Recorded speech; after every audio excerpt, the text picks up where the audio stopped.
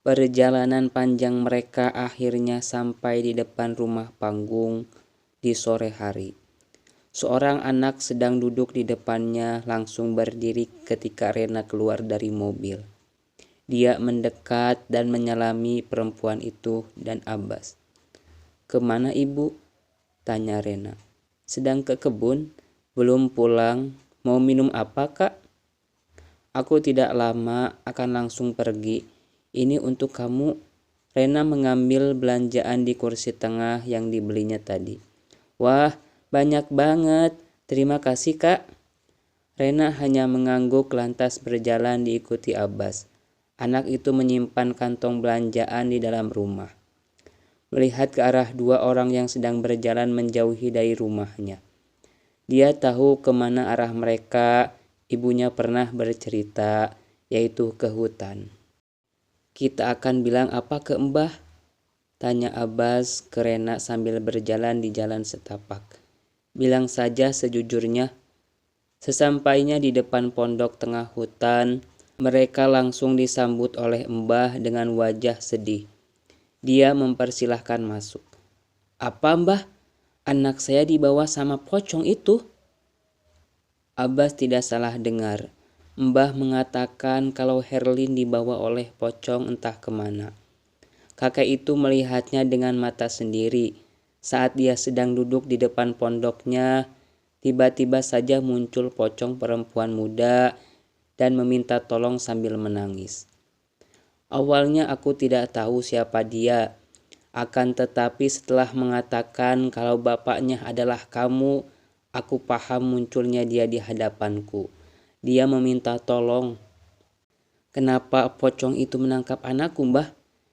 "Mungkin karena anakmu sedang datang bulan. Bau darahnya tercium oleh makhluk itu ketika dia membuka kotak, lalu membungkusnya kemudian menghilang." "Apa dia bisa diselamatkan, Mbah?" Rena yang bertanya. Dia juga merasakan hal yang sama, hanya saja suaminya masih ada, tetapi tidak bisa melepaskan kain kafannya. "Aku tidak tahu," jawabnya sambil menghela napas panjang. Abbas berdiri balik kanan keluar dari pondok itu disusul oleh Rena yang bertanya mau kemana pergi. "Aku akan ke makam lelaki itu." "Untuk apa?" "Untuk mencari Herlin. Kita ikuti saja dia," ucap Mbah yang sudah di ambang pintu. Rena mengangguk mengikuti Abbas. Cepat sekali lelaki itu berjalan sampai Rena dan Mbah kesulitan mengejar. Rena berusaha memanggilnya supaya melambatkan langkah. Akan tetapi Abbas tidak mendengarkan, tetap berjalan. Sekitar 200 meter dari makam, lelaki itu berhenti. Dia melihat ada beberapa orang yang sedang berkumpul. "Ada apa?" tanya Rena.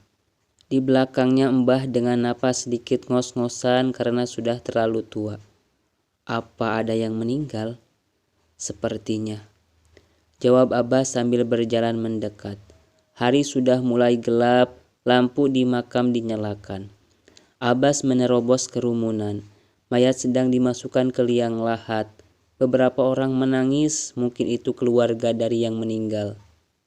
"Siapa yang meninggal?" Abbas bertanya, berbisik ke salah satu warga.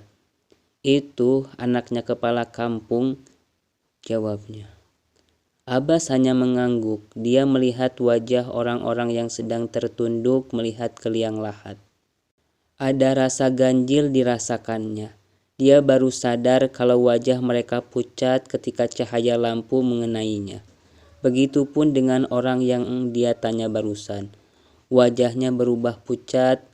Abbas mundur beberapa langkah. "Tolong aku, Bapak, tolong!" Suara Herlin dari dalam liang lahat mengagetkan Abbas. "Herlin? Tolong, Pak, aku tidak mau dikubur."